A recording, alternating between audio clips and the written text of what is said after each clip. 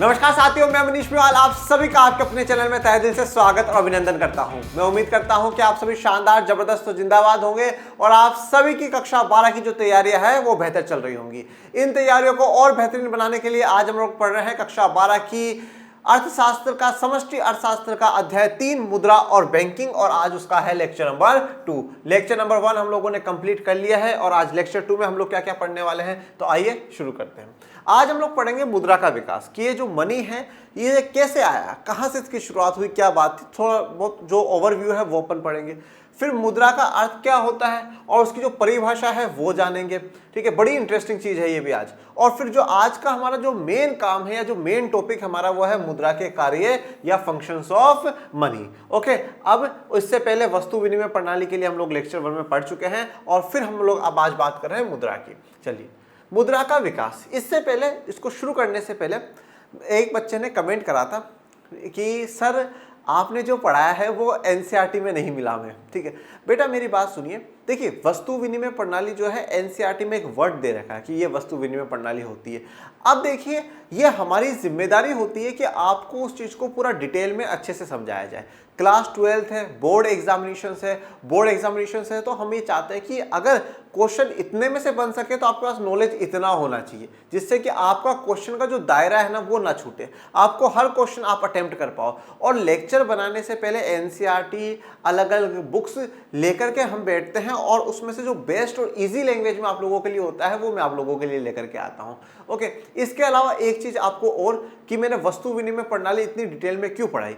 आज आप मुझे एक बात बताइए, आज हम लोग कहते हैं कि दुनिया के अधिकतर देशों में लोकतंत्र है।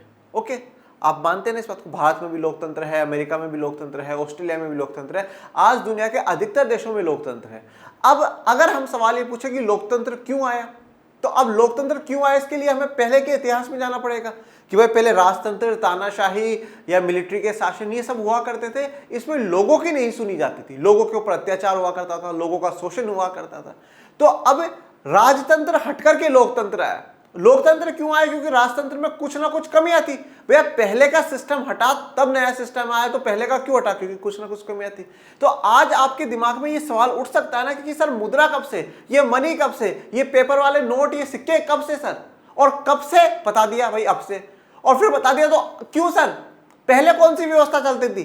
तो पहले की जो वस्तु विनिमय प्रणाली थी वो वस्तु विनिमय प्रणाली मैंने आपको बताई। अब वस्तु विनिमय प्रणाली को हटाने का क्या कारण था कि सारी ये कठिनाइयां हैं बेटा, इस कारण वस्तु विनिमय प्रणाली हमारे चल नहीं पाएगी। तो अब आप क्या है, लिंक कर पाओगे टॉपिक को। पहले ये वाली व्यवस्था चलती थी, इसमें इन समस्याओं का सामना करना पड़ा और इन समस्याओं के सामने के कारण हमें एक नई व्यवस्था को लेकर के आना पड़ा जिसको हम लोग मुद्रा या मनी कहते हैं। तो लिंक करना बेटा बड़ा जरूरी है, इसलिए आप पूरा विश्वास रखिए मुझ पर कि आपको बिल्कुल उचित और सही डायरेक्शन में आपको पढ़ाया जा रहा है, सही कंटेंट आपको दिया जा रहा है। अलग अलग बुक्स से लेकर करके बेस्ट चीज और इजी लैंग्वेज में मैं आप लोगों के लिए लेकर के आ रहा हूं। आज हम मुद्रा के कार्य पढ़ेंगे, फिर हम आगे मुद्रा के महत्व पढ़ेंगे, उसके बाद हम व्यापारिक बैंक, केंद्रीय बैंकों की बात करेंगे। सब कुछ आपको डिटेल में मैं पढ़ा दूंगा। मस्त रहिए, बिंदास रहिए। ओके, चिंता फिक्र किसी बात की मत करिए। अगर कुछ करना है तो एक ही काम करिए, जी जान लगा करके मेहनत करिए और इकोनॉमिक्स में 100 आउट ऑफ 100 का आज प्रॉमिस करिए। आज सारे बच्चे कमेंट बॉक्स में मुझे प्रॉमिस करिए कि सर मैं 100 आउट ऑफ 100 लेकर के आऊंगी। ये प्रॉमिस आज मुझे चाहिए और बाकी आपको चिंता करने की कोई जरूरत नहीं है। ठीक है, चलिए अब बात करते हैं मुद्रा का विकास। प्राचीन भारतीय इतिहास राजा महाराजाओं का इतिहास रहा है। तो आप सभी को पता है कि जो प्राचीन भारत है वो राजा महाराजाओं के इतिहास के लिए जाना जाता है। ठीक है, राजतंत्र हुआ करते थे, ये इस राजा का एरिया है, ये इस राजा का एरिया, राजा महाराजाओं के इतिहास के लिए जाना गया है। ऐसी राज्य व्यवस्था में समस्त आर्थिक एवं सामाजिक नीतियों के अंतिम निर्णयकर्ता राजा हुआ करते थे। यहाँ तक कि वे अपनी मोहर राज के चिन्ह जिस धातु या वस्तु पर टंकित कर देते थे जा सकती थी। देखिए, अब जो ऐसी राज व्यवस्था होती थी कैसी, जहां पे राजा महाराजा हुआ करते थे, उसमें जो समस्त आर्थिक और सामाजिक नीतियों के अंतिम निर्णयकर्ता, ठीक है, जो फाइनल डिसीजन लेने वाली ऑथोरिटी है, चाहे वो आर्थिक मामलों पर हो और चाहे वो सामाजिक नीतियां हो, किसी भी मामले पर जो अंतिम निर्णय लेने वाला, जो फाइनल निर्णय लेने वाली ऑथोरिटी है वो कौन हुआ करता था? राजा हुआ करता था। तो राजा ही क्या करा करता था? डिसीजन लेता था, राजा ही सब कुछ तय करता था, ये होगा, ये ऐसा होगा, इतना मुद्रा, ये सब कुछ राजा ही तय करा करते थे। तो राजा क्या करते थे? सिक्के छपवाया करते थे उस समय। ये जैसे मैंने आपको यहाँ पे एक सिक्का छपवाया दिखाया है, और उस सिक्के पे क्या करते थे? अपनी मोहर छाप देते। जैसे मान लीजिए अपना नाम, ठीक है, और कौन से वर्ष में छापा गया वो यहाँ पे लिख देंगे या छाप देंगे। इसके अलावा कभी कभार अपनी तस्वीरें लगा दी जाती थी, तो उसको क्या है, एक राज्य के चिन्ह माना जाता था। जैसे आज हमारे पास नोट आता है तो नोट पर क्या लिखा हुआ रहता है, भारतीय रिजर्व बैंक, तो उससे हम क्या समझते हैं कि हाँ भाई राजकीय का मतलब क्या है, सरकार की तरफ से जारी है, सरकार की तरफ से ऑथेंटिक है। तो जब ऐसे सिक्कों पर राजा की तरफ से मोहर लग जाती थी, एक तरीके से सील लग जाती थी कि हाँ भैया ये राजा की तरफ से जारी है, तो वो सिक्के एक्सेप्टेबल होते थे, उसको सब स्वीकार कर लेते थे। ठीक है, तो ये राजा महाराजाओं का इतिहास है, परंतु अभी हम इसको थोड़ा सा और डिटेल में समझेंगे। देखिए, अगर आप मुद्रा का विकास की बात करेंगे, अगर हम कहते हैं कि हम मुद्रा का विकास देखते हैं कि मुद्रा का विकास किस प्रकार से हुआ है, तो उसको देखिए थोड़ा सा विस्तार से समझते हैं। अगर सबसे पहले अगर कोई प्रणाली चली थी, सबसे पहले अगर कोई प्रणाली चली तो वो चली बेटा वस्तु विनिमय प्रणाली। सबसे पहले कौन सी प्रणाली चली, वस्तु विनिमय प्रणाली। इस प्रणाली में क्या हुआ, ये सब कुछ हमने लेक्चर 1 में पढ़ लिया। मतलब वस्तु के बदले वस्तु देनी पड़ेगी आपको, ठीक है, वस्तु के बदले वस्तु, ठीक है, ठीक है, वस्तु के बदले वस्तु, मतलब आप ये सामान दीजिए और इसके बदले में ये सामान दे दीजिए, मतलब बाकी इसके अलावा कोई मनी नहीं है, कुछ भी नहीं है, वस्तु के बदले वस्तु। मैं अगर आपको टी शर्ट दे रहा हूं, आपके पास गेहूं दे दीजिए, मैं आपको जूते दे रहा हूं, आपके पास कपड़े हैं, आप कपड़े दे दीजिए। एक वस्तु के बदले में दूसरी वस्तु का आदान प्रदान, इसको क्या कहा गया है, वस्तु विनिमय प्रणाली। सबसे पहले वस्तु विनिमय प्रणाली चली। इस वस्तु विनिमय प्रणाली को थोड़ा सा ईजी करने के लिए हमने देखा इसमें बहुत सारी कठिनाइयां हैं, तो थोड़ा सा इसको ईजी करने के लिए क्या आई, वस्तु प्रणाली आई। कौन सी प्रणाली आई, वस्तु प्रणाली आई। अब आप बोलोगे गुरुजी इन दोनों में क्या अंतर है, बड़ा अंतर है। यहां पर वस्तु विनिमय प्रणाली में क्या था कि वस्तु के बदले में वस्तु दी जा रही थी। अब वस्तु प्रणाली या गुड सिस्टम में क्या करा गया, एक वस्तु को आधार बना लिया गया, एक वस्तु को विनिमय का आधार बना लिया गया, एक वस्तु को विनिमय का आधार बना लिया गया, आधार बना लिया। जैसे कि अब मैं एक उदाहरण देता हूं, जैसे अपन मान लेते हैं ये मार्कर है, इस मार्कर को हमने आधार बना लिया। मुझे शर्ट लेने जाना है, 20 मार्कर दो, 20 मार्कर की ये शर्ट है। मुझे घड़ी लेने जाना है, घड़ी 40 मार्कर की घड़ी है। मुझे एसी खरीदने जाना है, 100 मार्कर की है। तो हमने जो मुद्रा के रूप में क्या करा, मार्कर को कर लिया। मुद्रा की अभी परिभाषा हम देखेंगे, और मैंने आपको बताया था मुद्रा क्या है, मनी क्या है, जिसको सब स्वीकार कर ले और विनिमय का माध्यम बन जाए। तो अगर मार्कर विनिमय का माध्यम बन गया तो ये क्या कहलाएगी, मुद्रा कहलाएगी। देश में सब इसको स्वीकार कर रहे हैं तो मुद्रा कहलाएगी। ठीक है, तो यहाँ पे क्या, एक वस्तु को विनिमय का माध्यम बना लिया। यहाँ पे वस्तु के बदले वस्तु दी जा रही थी, और वो भी वही वस्तु देनी जिसकी आवश्यकता मुझे हो। यहां पर हमने क्या करा, मार्कर को माध्यम बना लिया। अब आप कुछ भी खरीदो, कुछ भी बेचो, आपको मार्कर की आवश्यकता होगी। आप कोई काम धंधा कर करके आओगे, आपको उसके बदले में मार्कर दिया जाएगा। ठीक है, आप और कहीं कुछ खरीदने जाओगे, आपको मार्कर दे करके आप खरीद सकते हो। आप कुछ बेचने जाओगे, आप मार्कर लेकर के आओगे और वो सामान बेच करके आओगे। मार्कर को, एक वस्तु को क्या बना लिया, आधार बना लिया।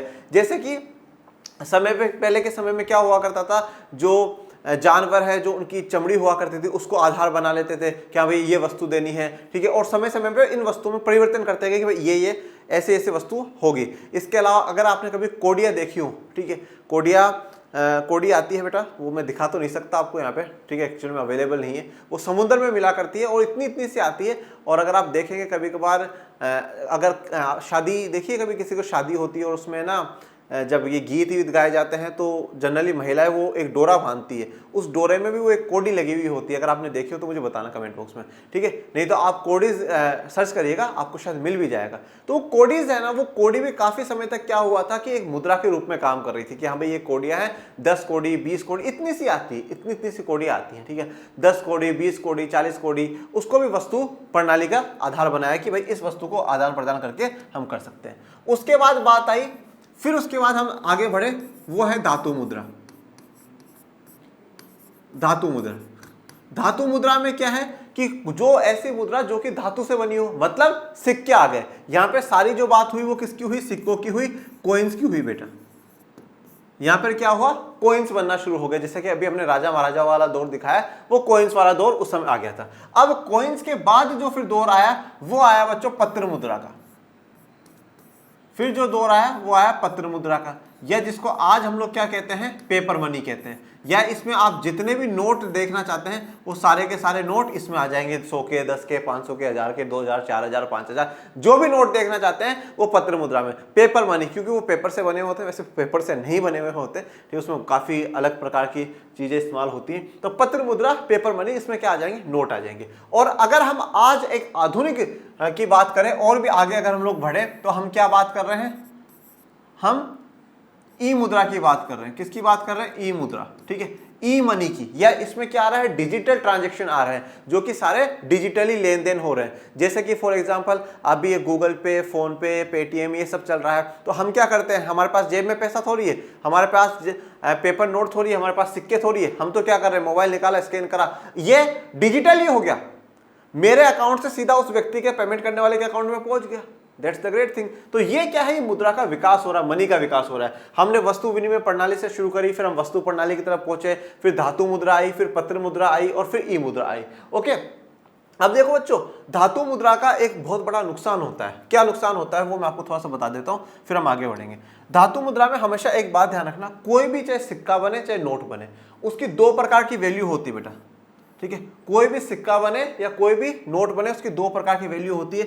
एक वैल्यू होती है बच्चों फेस वैल्यू, और एक होती है इंट्रिंसिक वैल्यू। एक होती है फेस वैल्यू और एक होती है इंट्रिंसिक वैल्यू। हम इसको अगर हिंदी में लिखना चाहे तो आप लिख लीजिएगा कि जो वास्तविक मूल्य है वो, और यहां पे छपाई का मूल्य है वो। यह आपको कहीं लिखना नहीं है, आपको समझा रहा हूं। अब देखिए जो फेस वैल्यू, फेस वैल्यू क्या होती है, फेस वैल्यू क्या होगी। फेस वैल्यू जैसे कि आज मैं कहता हूं कि भैया मेरे पास ये 100 का नोट है, मैं आज कहा ये मेरे पास क्या है, 100 का नोट है। 100, इसके ऊपर कितना लिखा हुआ है, 100 रुपए लिखा हुआ है, तो इसकी फेस वैल्यू कितनी हो गई, 100 रुपए हो गई। इसकी फेस वैल्यू कितनी हो गई, 100 रुपए हो गई। ओके, मतलब जितना उस सिक्के पर या उस नोट पे लिखा हुआ हो वो उसकी फेस वैल्यू होती है कि हाँ भैया ये इस पे इतना लिखा हुआ है, ये इसकी फेस वैल्यू। अब इंट्रिंसिक वैल्यू क्या होती है कि उसके बनने में खर्चा कितना है,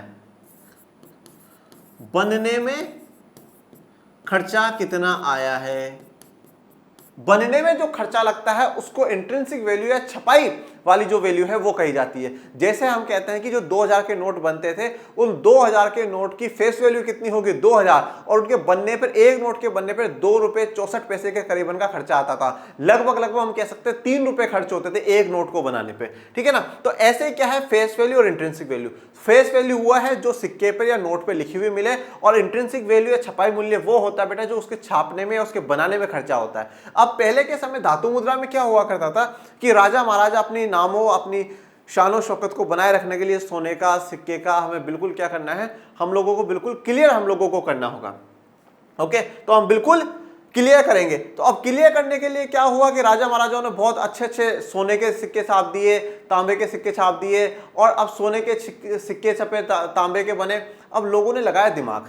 अब दिमाग, आप जैसे इंटेलिजेंट लोग थे, ठीक है, ज्ञान, आपको पता ही है देश में ज्ञानियों की तो कमी है नहीं, तो लोगों ने क्या करा, अब उनको पता है ये सोने का सिक्का, इसकी कीमत जैसे मान लो 5 रुपए, जो उसकी फेस वैल्यू है वो 5 रुपए।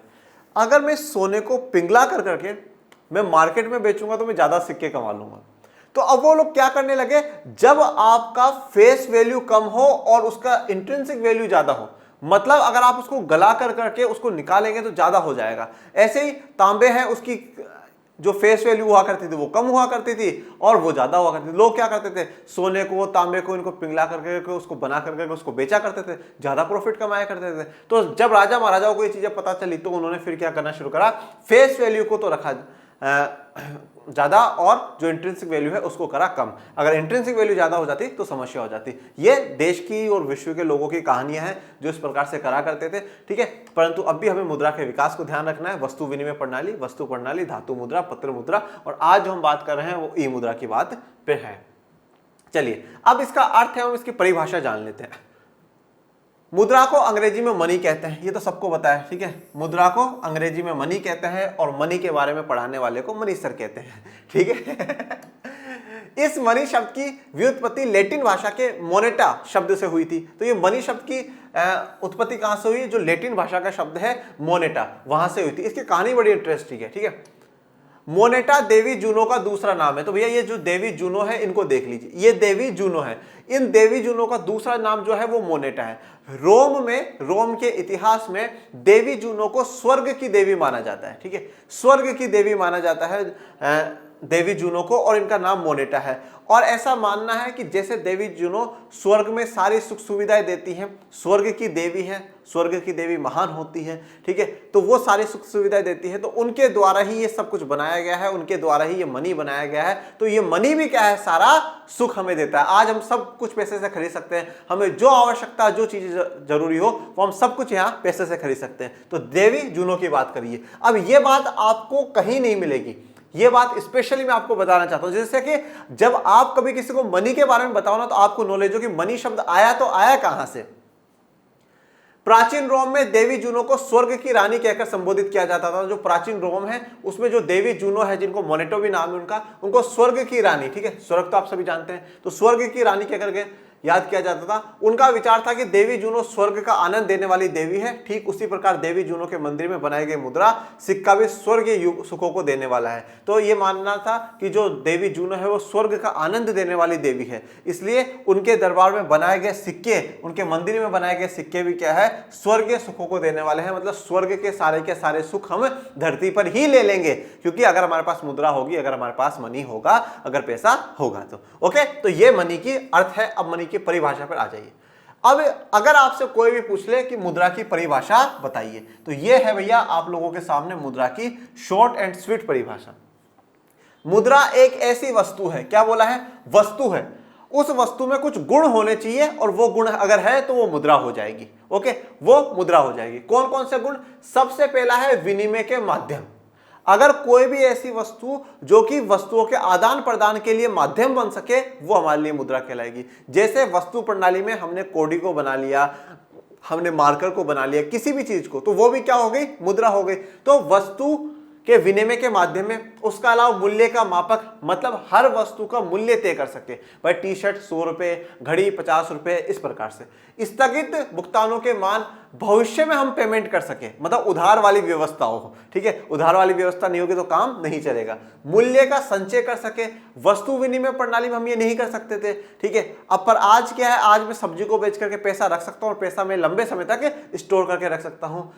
साधन के रूप में स्वतंत्र, विस्तृत और सामान्य रूप से लोगों द्वारा स्वीकार की जाती हो, और जो स्वतंत्र होनी चाहिए, विस्तृत होनी चाहिए, मतलब सारी जगह पूरे देश में फैली हुई हो, और लोगों द्वारा स्वीकार हो। मतलब विनिमय का माध्यम हो, मूल्य के मापक हो, स्थैतिक भुगतानों के मान हो, मूल्य का संचय हो, लोगों द्वारा स्वीकार हो, ऐसी वस्तु को हम लोग क्या कहेंगे, मुद्रा कहेंगे। अब यहां पर एक बात नोटिस करिएगा, जो कमियां, सारी की सारी जो कमियां वस्तु विनिमय प्रणाली में थी, उन सारी कमियों को हटाकर करके जो काम कर दे वही मुद्रा है। विनिमय का माध्यम वस्तु विनिमय प्रणाली में नहीं हो रहा था तो बोले मुद्रा करेगी, तो इसलिए मुद्रा कह रहे हैं। वहां पर मूल्य का मापक नहीं था, यहां पर है।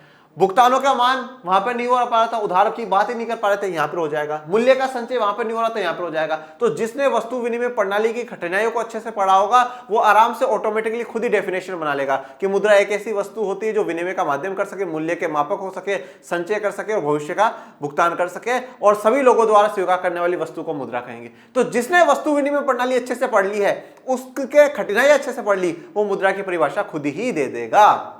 ओके, जैसे आप, एक बात मैं आपको पूछता हूं, आज आपके स्कूल में एक टीचर पढ़ा रहे हैं, वो टीचर पढ़ा रहे हैं और वो टीचर चले गए या उनको स्कूल से निकाल दिया गया। आज एक बात बताइए, नया टीचर आया, तो नया टीचर आया और वो पूछे बच्चों पुराने वाले टीचर क्यों चले गए, निकाल। बोला सर वो अच्छा नहीं पढ़ाते थे, मतलब अच्छा नहीं पढ़ाते थे इसलिए निकाला था। अब आज जो नया टीचर आ रहा है वो अच्छा पढ़ा रहा है, मतलब अच्छा टीचर वह है जो हमें आज पढ़ा रहा है, जो नया आया है वो। मतलब और नया क्यों आया है, क्योंकि पहले वाले में कुछ कमियां थी, कुछ प्रॉब्लम थी, उसका कुछ समझ में नहीं आता था हमें। बस यही बात यहां पर भी पकड़ लो, वस्तु विनिमय प्रणाली में कुछ कठिनाइयां थी इसलिए हमने उसको हटाया, और उसमें जितनी समस्याएं आ रही थी वो सारी समस्याएं आज मुद्रा ने दूर कर दी है। तो मुद्रा ने दूर कर दी इसलिए वो हमारे लिए मुद्रा है, वो हमारे लिए सब कुछ है। ओके, चलिए अब बात करते हैं मुद्रा के कार्य, या जिसको हम लोग क्या कहते हैं, फंक्शंस ऑफ मनी कहते हैं। ये एक अच्छा खासा लंबा चौड़ा मैं आपको चार्ट बनवा रहा हूं, तो चार्ट बना लीजिएगा, ठीक है। तो सबसे पहले मुद्रा के कार्यों को हम लोग 4 भागों में बांटेंगे बेटा। सबसे पहला जो है वो है प्राथमिक कार्य। कौन से कार्य हैं, प्राथमिक कार्य, या जिनको प्राइमरी फंक्शंस कहा जाता है। ओके, फिर दूसरा है बच्चों द्वितीयक कार्य। अब यहाँ पे प्राथमिक और द्वितीयक आते बच्चे सोच लेते हैं तृतीयक भी आएगा, ठीक है, तृतीयक नहीं आएगा। प्राथमिक कार्य और द्वितीयक कार्य। उसके बाद हम बात करते हैं, तीसरा है आकस्मिक कार्य, तीसरा है आकस्मिक कार्य, और फिर फोर्थ है बच्चों अन्य कार्य, ठीक है। जो इन तीनों में नहीं आया वो इस फोर्थ वाले में आ जाएगा। ओके, तो प्राथमिक कार्य, द्वितीय कार्य, आकस्मिक कार्य और अन्य कार्य। अब सबसे पहले प्राथमिक कार्य। प्राथमिक कार्यों का मतलब यह है कि वो ऐसे कार्य जो कि सबसे पहले जरूरी है, जिनके लिए मुद्रा का आविष्कार हुआ है। अगर वही काम नहीं कर सके तो फिर बाकी सारी बातें फालतू। आज भाई मुझे पढ़ाने के लिए अपॉइंट करा टीचर का, उसके अलावा और भी काम होता है भाई, पढ़ाए भी, बच्चों को मोटिवेट भी करे, बच्चों से बातचीत भी करे, बच्चों को समय समय पर गाइडेंस भी दे, परंतु इन सब में सबसे इंपॉर्टेंट काम वो है अच्छा पढ़ाना है। अगर मैं वही नहीं कर सकूं तो फिर तो बाकी तो सारे बात की बातें, वो तो नहीं भी होंगे तो भी चल जाएंगे। तो प्राथमिक कार्य ऐसे कार्य हैं जो तो करने ही है, जिसके लिए तो भैया आपको बुलाया ही है। तो मुद्रा का जो बुलाया है वो इन प्राथमिक कार्यों के लिए बुलाया है, वो तो करने हैं, और अगर नहीं कर सके तो मुद्रा तू भी बाहर, ठीक है। तो अब ऐसे प्राथमिक कार्य कौन कौन से, चलो जल्दी से बताओ, सोचो सोचो सोचो, कौन से? सही पकड़े हो। पहला विनिमय का माध्यम, इसीलिए आपको इनवाइट करा है मुद्रा दीदी, नहीं तो नहीं करते हम, ठीक है ना, हमें आवश्यकता नहीं थी, पर विनिमय का माध्यम आपने कर लिया इसलिए हमने आपको एक्सेप्ट कर लिया। इन सब के ऊपर भी हम आगे पढ़ेंगे, बस अभी एक मैं आपको चार्ट बना रहा हूं। एक विनिमय का माध्यम और दूसरा, अब देखिए विनिमय का माध्यम कब होगा? विनिमय का मतलब आदान प्रदान करने के लिए माध्यम, और आदान प्रदान का माध्यम कब होगा? जब मुझे हर वस्तु का मूल्य पता होगा, वैल्यू पता होगी। तो इसलिए क्या जरूरी है? मूल्य का मापक होना भी जरूरी है। तो इसलिए दूसरा जो प्राथमिक कार्य है वो है बच्चों मूल्य का मापक। ओके, तो ये जो दो है प्राथमिक कार्य हैं, वस्तु विनिमय का माध्यम और मूल्य का मापक। इसके अलावा अब द्वितीय कार्यों में आ जाते हैं। द्वितीय कार्यों में है भावी भुगतान का आधार, भावी भुगतान का आधार मतलब ऐसे भुगतान जो भविष्य में करे जा सकते हो, भविष्य में जिनका हम पेमेंट कर सकते हैं, वो वाला काम। इसके बाद ये दूसरे हैं इंपोर्टेंट काम है, मतलब पहले ये फिर ये, और उसके बाद इसके बाद दूसरा कौन सा है? मूल्य का संचय, स्टोर ऑफ वैल्यू कर सके, मूल्य का संचय कर सके। और इसमें तीसरा है बच्चों क्रय शक्ति का हस्तांतरण, क्रय शक्ति का हस्तांतरण। अब ये क्रय शक्ति का हस्तांतरण क्या होता है ये आप लोगों को अभी आगे समझ में आ जाएगा, ठीक है। ट्रांसफर ऑफ परचेजिंग पावर वो क्या होता है वो भी आपको समझा देंगे। फिर इसके बाद होता है आकस्मिक कार्य। आकस्मिक का मतलब एग्जैक्टली जनरली होता है इमीडिएटली, ठीक है, अचानक जो कार्य होते हैं।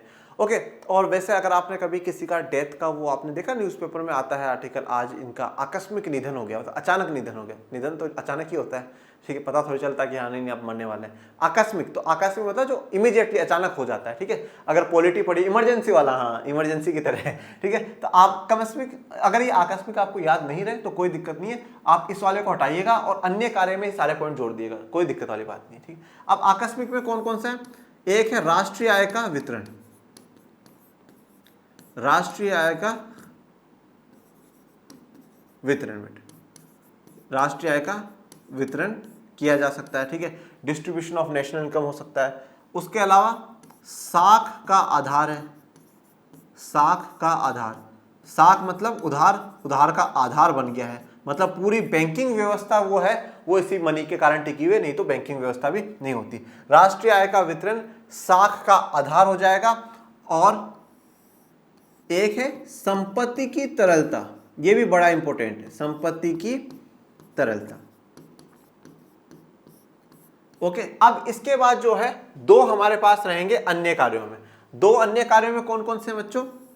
एक है शोधन क्षमता। शोधन क्षमता का मतलब होता है सेटलमेंट करा देना, ठीक है। ये सेटलमेंट का क्या मामला है वो भी देखेंगे। और फिर माई लाइफ माई रूल्स, मतलब इच्छा की वाहक है, जो इसकी इच्छा होगी वैसा मुद्रा कर सकती है। तो अगर हम टोटल देखते हैं तो हमारे पास टोटल 10 कार्य मुद्रा के पास है, 2 ये, 3 ये, 5, 5 3 8, 2 10, टोटल 10 है। इनको हमने 4 भागों में बांट लिया, प्राथमिक कार्य, जो कि सबसे जरूरी है, करनी है। उसके बाद ये द्वितीय कार्य करने हैं, फिर आकस्मिक और फिर अन्य कार्य।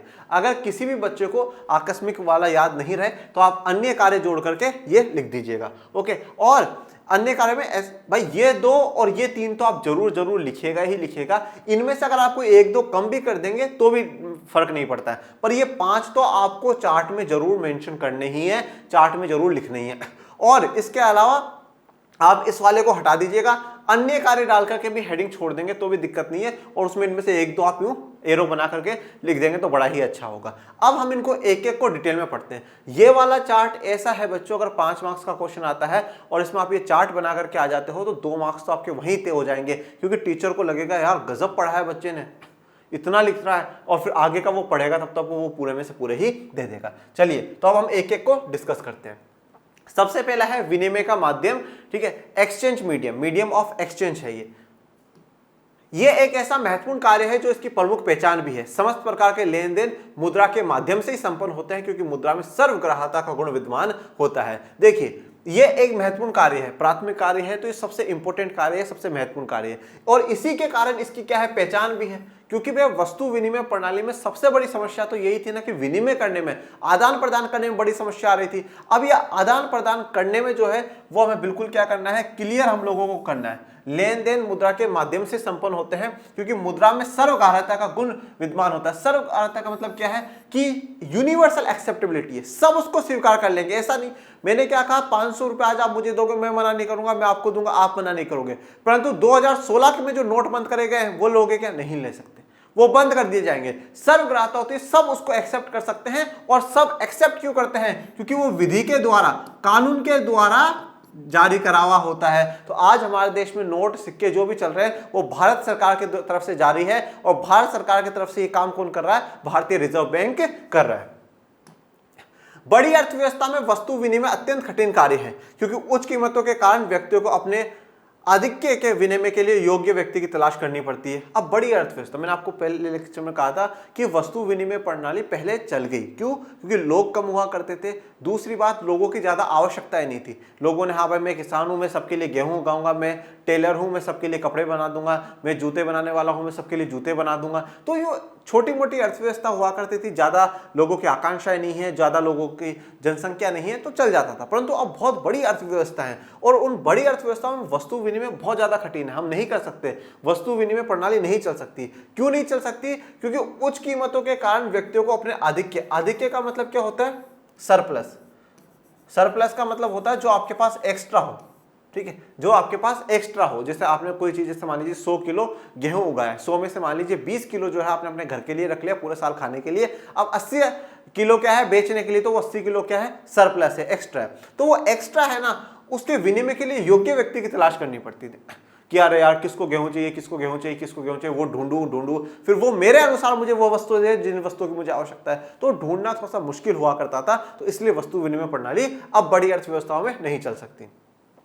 बाजार में सह व्यवहार प्रयोजन हेतु मुद्रा एक उपयुक्त माध्यम है। सह व्यवहार का मतलब क्या होता है, सीधी सी बात है, लेन देन, ठीक है। ये जो लेन देन करना है ना, इसको सह व्यवहार कहा गया है। प्रयोजन का मतलब होता है एक तरीके से मोटिव, ठीक है, जो आपका उद्देश्य है। तो ये जो लेन देन करने का उद्देश्य है, उसके लिए मुद्रा एक उपयुक्त है बेटा, उपयुक्त माध्यम है। मुद्रा से अच्छा, मनी से अच्छा कोई माध्यम, मीडियम नहीं हो सकता। मनी के आधार पर हम पहले किसी भी क्षेत्र में, प्राथमिक क्षेत्र, द्वितीय क्षेत्र, तृतीय क्षेत्र, किसी भी क्षेत्र में काम करते हैं, उत्पादन करते हैं, पैसा कमाते हैं, और पैसा कमा करके हम उन वस्तुओं पर खर्चा कर सकते हैं जिन वस्तुओं की हमें आवश्यकता होती है। तो लेन देन करने के लिए सबसे जो बेस्ट माध्यम है वो मुद्रा है। यहाँ पे जो तस्वीर दिखाई गई है वो बाय एंड सेल की है। पहले आप अपना सामान बनाइए, उसको सेल करिए, पैसा लीजिए, और फिर जो आपको खरीदना है उसके लिए पैसा दीजिए और सामान खरीद लीजिए। तो सबसे पहला विनिमय का माध्यम। अगर आपसे ये बात पूछ ली जाए, कभी भी पूछ ले, चाहे लोग जनरली पूछ ले या एग्जाम में पूछ ले कि मुद्रा को विनिमय का माध्यम क्यों कहा गया है, उसके 2 गुण हैं बच्चों। पहली बात तो सबके द्वारा स्वीकार करी जाती है, और इससे भी पहले इंपॉर्टेंट गुण यह है कि यह विधिग्रह है, लीगल टेंडर होती है, सरकार के द्वारा इसको जारी करा जाता है, और सरकार के द्वारा जारी करा जाएगा तो सबका विश्वास होगा और उसको सब एक्सेप्ट कर लेंगे। मैं पहले भी कहता हूं, राजवीर से मान लीजिए आज मैं हूं, आज मैं रोड पर जाकर के बोलूं मेरे कॉलोनी वासियों आज से 200 के नोट बंद बंद बंद, कोई भी 200 के नोट यूज नहीं करेगा, मानेगा कोई नहीं मानेगा। मेरे घर वाले ही पहले तो इधर है तो सही, क्या तेरे पास 200 का नोट है जो बंद कर रहा है, चल बैठ अंदर, 200 का नोट बंद बंद बंद, नहीं मानेंगे ना, या आप जाकर के बोलोगे कोई मानेगा, नहीं मानेंगे। परंतु प्रधानमंत्री मोदी जी ने 2016 में आकर के बोला भाइयों बहनों आज से 500 और 1000 के नोट बंद है, लीगल टेंडर नहीं, वो सब भाग के गए लाइनों। क्यों? क्योंकि सरकार है, सरकार ने आदेश जारी कर दिया, सरकार की तरफ से मोहर लग गई आज से नहीं, और आज से ये नोट चालू हो जाएंगे, तो हमने स्वीकार करना शुरू कर दिया। मतलब सरकार गारंटी ले रही है कि हाँ साहब ये जो नोट है ये हमारी तरफ से है, बिंदास रहो, और कोई नहीं ले इनको तो हमें बताना, कंप्लेंट करना, जेल में डाल देंगे।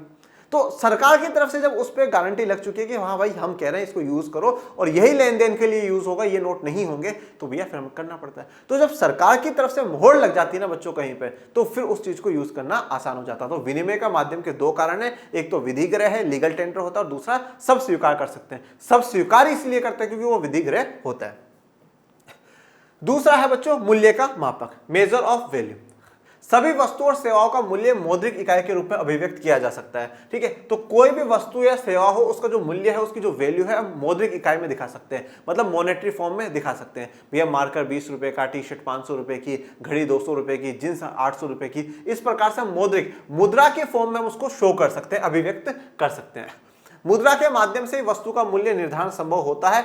वस्तु और सेवाओं के मूल्य मुद्रा के रूप में मापने से उनका विनिमय आसान हो जाता है। अब मुद्रा के माध्यम से हमने क्या करा, वस्तु का मूल्य निर्धारण कर लिया, और ये वस्तु का जो मूल्य है, जो उसकी वैल्यू है, वो मुद्रा के कारण ही संभव हुआ है, नहीं तो नहीं।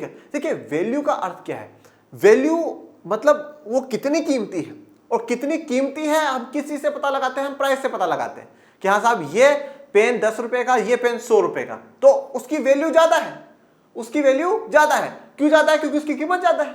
और कीमत ज्यादा क्यों? क्योंकि कहीं ना कहीं उसमें कुछ तो ऐसा गुण होगा ना भैया, कुछ तो उसमें ऐसा गुण होगा जिसके कारण उसकी इतनी ज्यादा वैल्यू है।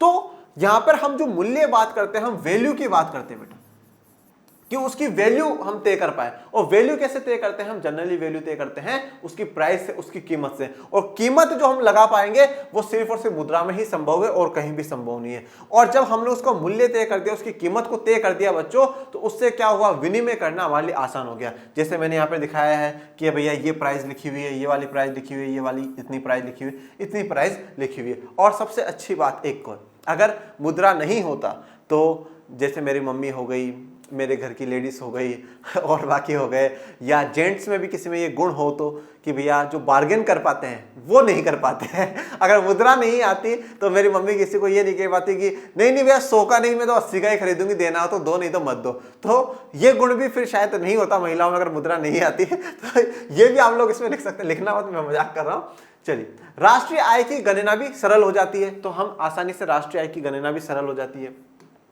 व्यय विधि, उत्पादन विधि और आय विधि द्वारा देश की राष्ट्रीय आय मुद्रा के रूप में सरलता से ज्ञात की जा सकती है। ये हम चैप्टर 2 जब पढ़ेंगे राष्ट्रीय आय, उसमें पढ़ेंगे। राष्ट्रीय आय की गणना करी जाती है बेटा, कि हमारे पूरे देश में टोटल इनकम हमारी कितनी है, उसकी गणना करने के 3 तरीके होते हैं। व्यय विधि, व्यय विधि मतलब खर्चा हुआ। देखिए अब आप याद करिए आय के चक्रीय प्रभाव, याद आ रहा चैप्टर 1 का, आय के चक्रीय प्रभाव मैंने आपको क्या पढ़ाया था भैया, सबसे पहले उत्पादन, उत्पादन के बाद आय, आय के बाद व्यय। ठीक है, ये अपने पढ़ा था।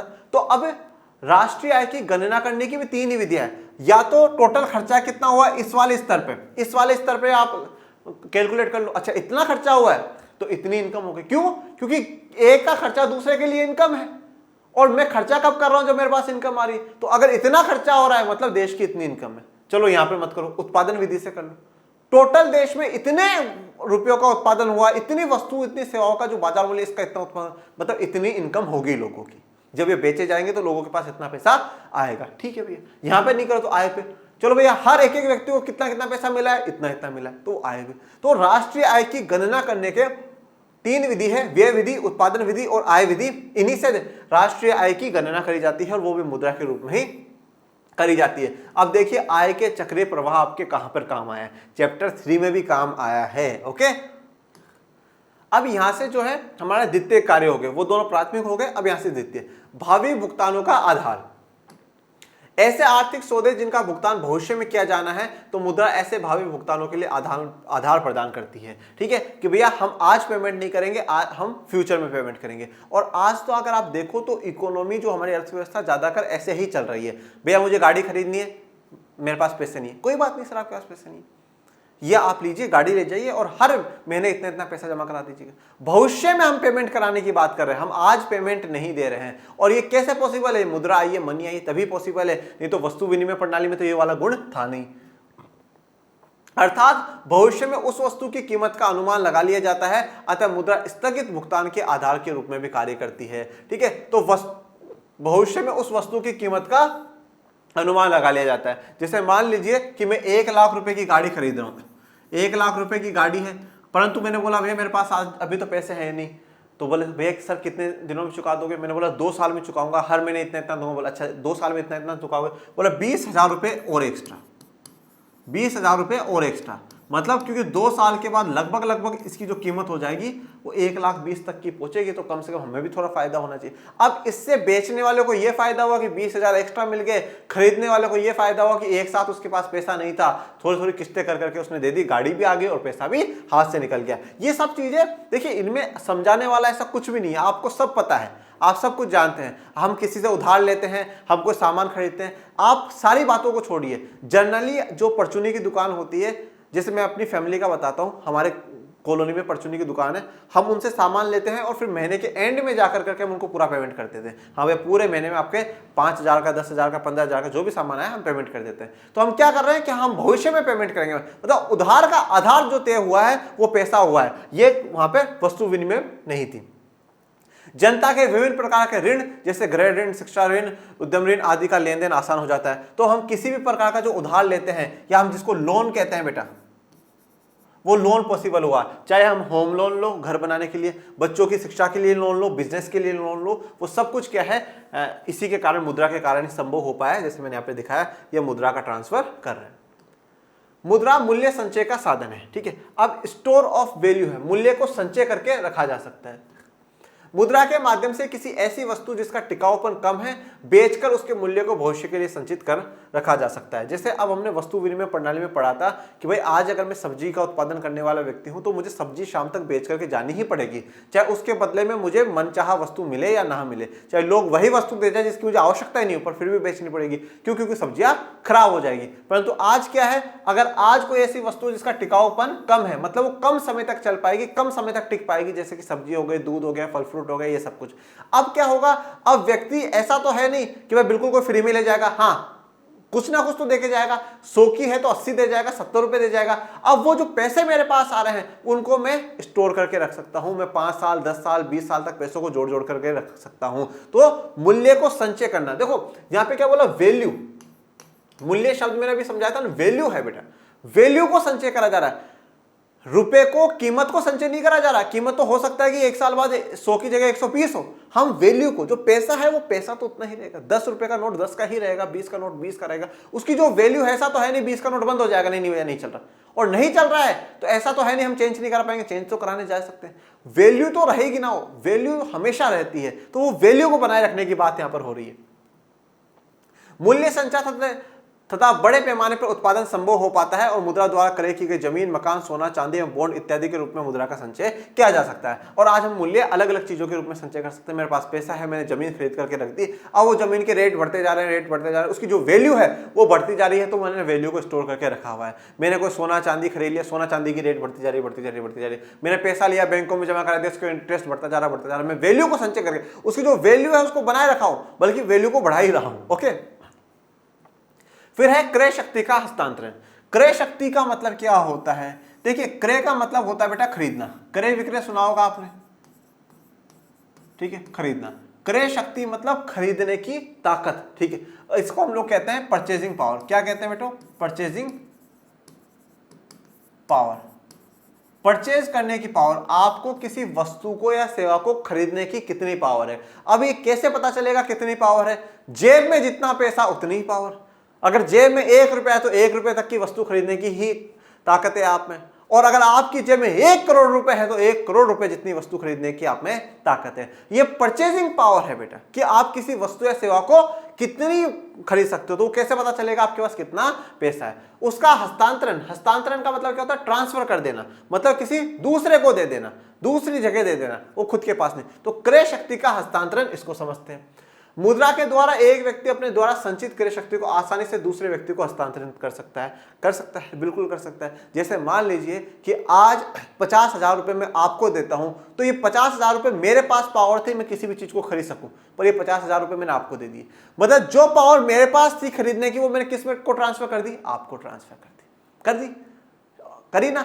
मान लीजिए मैं कभी यूपी आया और मैंने सोचा अब यूपी में ही रहना है, और मैं आपके पास आया, यार मुझे मकान चाहिए, तो आपने बोला सर ये वाला जो मकान है ना ये खाली है और ये बेचना भी चाहता है, और उस व्यक्ति के पास गए, बोल हाँ मुझे मकान बेचना है, तो अब वो मकान क्या है? वो मकान था। अब वो मकान वो जब वो मुझे बेच देगा, वो उसने मकान मुझे बेच दिया, तो मेरे पास जो पैसा था वो मैंने उसको दे दिया, तो मैंने अपनी क्रय शक्ति को उसको ट्रांसफर कर दिया, और उसने उस मकान से जो खरीद सकता था उसने वो शक्ति मुझे ट्रांसफर कर दी। ट्रांसफर हो गया। हम पैसों के रूप में, वस्तु के रूप में, किसी भी चीज के रूप में हम क्या क्रय शक्ति को ट्रांसफर कर सकते हैं। मैं किसी को अपने पास घर में सोना पड़ा है वो सोना दे दूं, मतलब उस सोने से जितना मैं कुछ परचेज कर सकता था वो मैंने क्या कर दिया? उसको दे दिया। हम हमारी परचेजिंग पावर को दूसरों को भी ट्रांसफर कर सकते हैं। क्यों? क्योंकि मनी के कारण ही करते हैं। और ये सीधा सा आप देखते भी तो हैं। जैसे मान लीजिए आप दो दोस्त है ना मार्केट गए, और दोनों को मान लीजिए ना टी शर्ट पसंद आ गई, बोला यार मेरे पास तो पैसे नहीं है, कोई बात नहीं ना, ये लो 2 टी शर्ट पे कर दो इनकी भी, ये लो 2,000 रुपये डाल दिए, मैंने जो मेरी परचेजिंग पावर थी वो इनके में ट्रांसफर कर दिया, तुम भी खरीद ले। बाद में लेना देना वो सब बात की बात है। ओके, तो ये व्यक्ति के पास पैसा है, ये इसको दे रहा है, ये ट्रांसफर कर रहा है कि मुझे नहीं चाहिए, मैं मोह माया से दूर जा रहा हूं। इस प्रकार मुद्रा क्रय शक्ति हस्तांतरण के साधन के रूप में भी कार्य करती है। तो क्रय शक्ति के हस्तांतरण के रूप में भी ये कार्य कर रही है। एक व्यक्ति नगद रूप में मुद्रा दूसरे व्यक्ति को सौंपकर क्रय शक्ति का हस्तांतरण भी कर सकता है। नगद रूप में मतलब पैसा दे दे, कोई जमीन दे दे, कोई सोना चांदी दे दे, किसी भी रूप में। नगद का मतलब होता है कैश देना, और उसके अलावा भी किसी रूप में कर सकता है। जमीन दे दी और सोना चांदी दे दिया, किसी भी रूप में वो क्रय शक्ति का हस्तांतरण कर सकता है। मतलब परचेजिंग पावर दूसरे की बढ़ा सकता है, वो खुद की जगह पे दूसरे की वो परचेजिंग पावर को बढ़ा सकता है। अब बात करते हैं राष्ट्रीय आय का वितरण। तो ये अब यहां से हमारे कौन से कार्य शुरू हो गए? आकस्मिक कार्य, इमीडिएट जो वर्क है वो।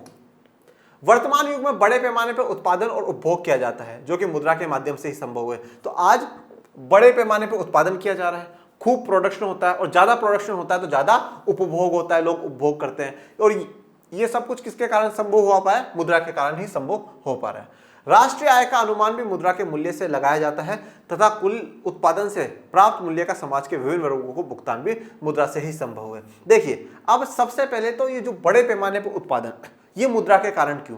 क्योंकि बड़े पैमाने पे जो उत्पादन है, मतलब ज्यादा उत्पादन कर रहे हैं, और ज्यादा उत्पादन व्यक्ति कब कर सकता है? जब उसको पता है कि मैं इसकी वैल्यू को स्टोर करके रख सकता हूं।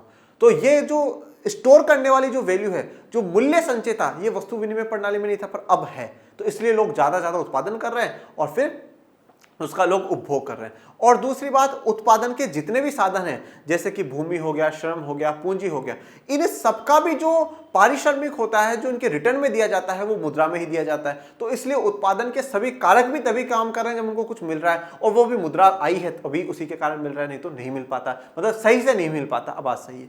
और जब ये सब कुछ हो गया, सारा उत्पादन हो गया और लोगों में आय बांटी जा रही है, वो भी मुद्रा के रूप में बांटी जा रही है। मतलब उत्पादन के जो कारक का जो भुगतान हो रहा है वो सब कुछ मुद्रा में ही हो रहा है। तो मतलब राष्ट्रीय आय का जो वितरण होगा वो किस में होगा? मुद्रा में ही होगा। फिर बात करते हैं साख का आधार। ठीक है, साख का मतलब होता है बच्चों उधार।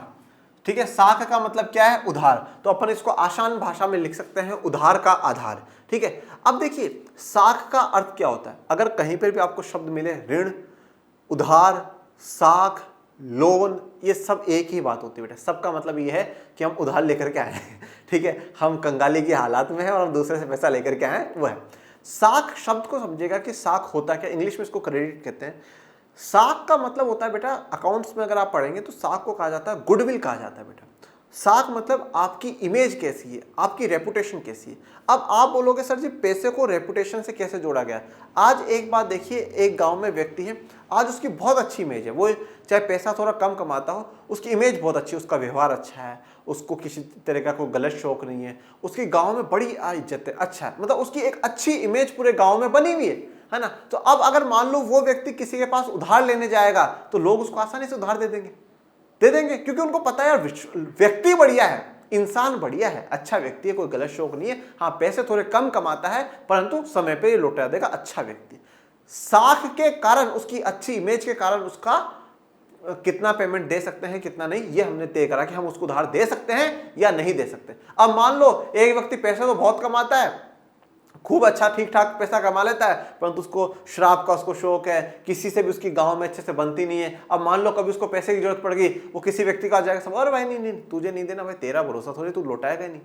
तो मतलब हमारी इमेज के कारण, हमारे चरित्र के कारण हमें पैसा उधार मिलने में भी एक बड़ी भूमिका मिलती है। तो साख को उससे जोड़ा गया है। अगर आपकी साख अच्छी होगी, मतलब आपकी इमेज अच्छी होगी, तो आप ज्यादा उधार ले पाओगे। अगर आपकी साख खराब होगी तो आप कम उधार ले पाओगे। ऐसा ही बैंकों में होता है। अगर बैंकों में आपका बैलेंस सही चलता है, समय समय पर अच्छा ट्रांजैक्शन हो रहा है, मतलब आपकी इमेज अच्छी है, तो मतलब आपको ज्यादा उधार दे देंगे। कम है तो चलो भैया बाहर जाओ, नहीं देंगे उधार। तो साख का आधार, सीधा सा मतलब यहाँ पर उधार के लिए आधार क्या क्या होंगे। उधार का आधार अब मुद्रा बन चुकी है, मुद्रा आ गई है तो उधार संभव हो पाया, नहीं तो नहीं हो पाता।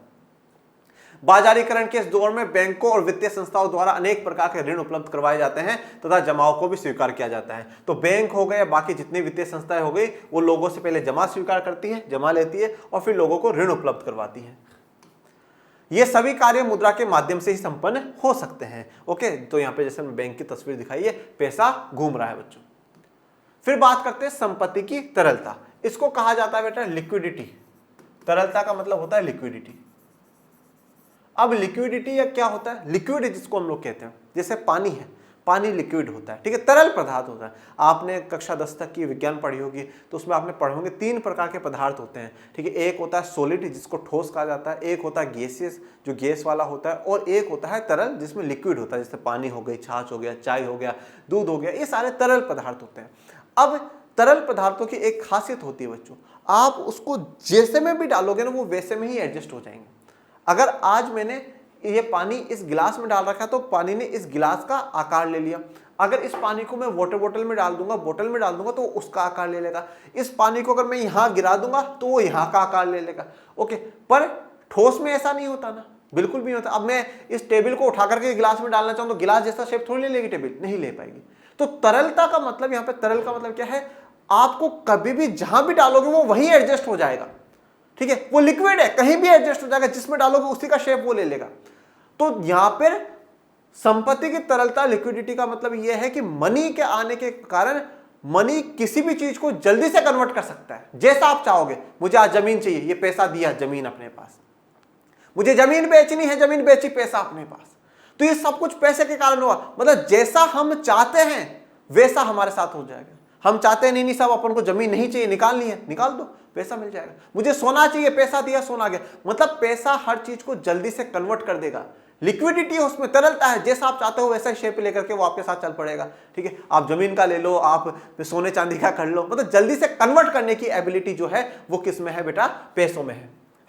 प्रोफेसर जे एम्किंस के अनुसार मुद्रा का एक महत्वपूर्ण कार्य पूंजी अथवा धन को तरल रूप प्रदान करना है, ठीक है। लिक्विड बना देना मतलब जल्दी से कन्वर्ट हो सकते हैं। आप पैसा कहीं पे भी दो, उसके बदले में आपको वो वस्तु मिल जाएगी। मतलब पैसा कन्वर्ट हो चुका है, पहले रुपया था, अब आपके पास जमीन है। तरल रूप में मुद्रा का किसी भी कार्य में तत्काल प्रयोग किया जा सकता है। तो मुद्रा का किसी भी कार्य में तत्काल रूप से हम प्रयोग कर सकते हैं। जैसे मान लीजिए काफी लोग ऐसे होते हैं जिनको कभी पैसों की आवश्यकता होती है और उनको जमीनें निकालनी पड़ती है, वो जमीन निकालता है, पैसा हाथ में आता है और वो पैसे का वहां काम कर लेते हैं, ठीक है। तो काफी तरलता है। चलिए, अब यहां हमारे 2 कार्य और बचे हैं, अन्य कार्य। अब शोधन क्षमता का सूचक है। शोधन क्षमता का मतलब होता है बेटा सेटलमेंट करने की एबिलिटी, सेटलमेंट कर सकता है ये। ओके, क्या वे तेरा कम तेरा ज्यादा, ये बराबर कर दिया। मुद्रा की उपलब्धता आर्थिक एजेंट व्यक्ति या फर्म की शोधन क्षमता के सूचक होती है, ठीक है। तो आर्थिक एजेंट कौन होता है, कोई भी ऐसा व्यक्ति या कोई भी फर्म जो आर्थिक निर्णय लेता हो, इकोनॉमिक डिसीजन लेता हो, उसको आर्थिक एजेंट कहते हैं। तो उसकी शोधन क्षमता, उसका सेटलमेंट एबिलिटी कि हाँ भैया इतना पेमेंट आ रहा है, इतना जा रहा है, वो सब कुछ सेटलमेंट उसमें हो जाएगा। समाज में जिस भी किसी व्यक्ति के पास मुद्रा है उसके पास भुगतान करने की क्षमता होती है। तो जिसके पास भी पैसा है उसके पास भुगतान करने की क्षमता है, पे टू एबिलिटी है, वो पे कर सकता है, वो भुगतान कर सकता है। अब बात करते हैं मुद्रा इच्छा की वाहक है। ओके, मुद्रा एक ऐसी वस्तु अथवा माध्यम है जो मनुष्य को अपनी इच्छा अनुसार आर्थिक निर्णय लेने में सहायता प्रदान करती है। मुद्रा की सहायता से व्यक्ति अपनी इच्छाओं एवं आवश्यकताओं को पूरा कर सकता है। तो मुद्रा देखिए एक ऐसी वस्तु है ठीक है। और या एक ऐसी चीज है जिसके कारण हम जो चाहे ना, जैसा चाहे, हमारी इच्छाओं को पूरा कर सकते हैं हम लोग। मेरी जो इच्छा है तो मैं उसको पूरा कर सकता हूँ। मुझे शर्ट चाहिए, टी शर्ट चाहिए, मुझे कपड़े चाहिए, मुझे गाड़ी चाहिए, मैं वो चीज़ खरीद सकता हूँ। तो हमारी इच्छाओं की वाहक है, हमारी इच्छाओं को साथ देने वाली, इच्छाओं को आगे बढ़ाने वाली है। तो माई लाइफ माई रूल्स है, जैसा मैं चाहूँ वैसा करे। तो वो मुद्रा वही काम हमारे लिए कर रही है, अपनी इच्छाओं एवं आवश्यकताओं को पूरा कर सकते हैं। उपभोक्ता जिस वस्तु के लिए सबसे अधिक कीमत देने को तत्पर होता है, उन्हीं वस्तुओं का उत्पादन बाजार में अधिक किया जा सकता है। तो उपभोक्ता जिन चीजों की मांग करेगा, उपभोक्ता जिन चीजों के लिए पेमेंट करने को तैयार रहेगा, उन वस्तुओं का ही बाजार में उत्पादन होगा। पूंजीवादी अर्थव्यवस्थाओं में कहा जाता है कि consumer is the king of market. जो उपभोक्ता है वो राजा है बाजार का, अगर उपभोक्ता नहीं तो कोई भी नहीं, ठीक है। और ये बात महात्मा गांधी जी भी कहते थे कि जो ग्राहक है, उपभोक्ता है, वो हमारी दुकान पे आया हुआ भगवान है, क्योंकि ये दुकान उसके भरोसे चल रही है, वो हमारे भरोसे नहीं चल रहा, हम उसके भरोसे चलते हैं, ठीक है। तो उपभोक्ता को राजा है साहब, उपभोक्ता राजा है। तो मुद्रा इच्छा की वाहक है। ये सारे हमने मुद्रा के जितने भी कार्य हैं वो सारे कार्य पढ़ लिए। अब मुद्रा का महत्व क्या है, इंपोर्टेंस क्या है मुद्रा का, वो भी हम आगे के लेक्चर में पढ़ेंगे। और उसके बाद हम शुरू करेंगे व्यापारिक बैंकों की कहानी। ओके, चलिए, तो आज के लिए इतना ही। आपको आज कोई डाउट हो तो कमेंट बॉक्स में मेंशन कर दीजिएगा। और आज का लेक्चर कैसा लगा वो भी बताइएगा। शानदार, जबरदस्त, जिंदाबाद लगा तो वो भी बता दीजिएगा। और मेरे प्यारे बच्चों, पढ़ते रहिए, आगे बढ़ते रहिए, इस चैनल को भी बढ़ाते रहिए, रोकिए मत, ठीक है ना। इस चैनल को भी आगे से आगे बढ़ाइए। और टेलीग्राम चैनल का लिंक दे रखा है डिस्क्रिप्शन में, उस पर भी ज्वाइन हो जाइए। और मिलते हैं नेक्स्ट लेक्चर में, तब तक के लिए थैंक यू सो मच। जय हिंद, जय भारत।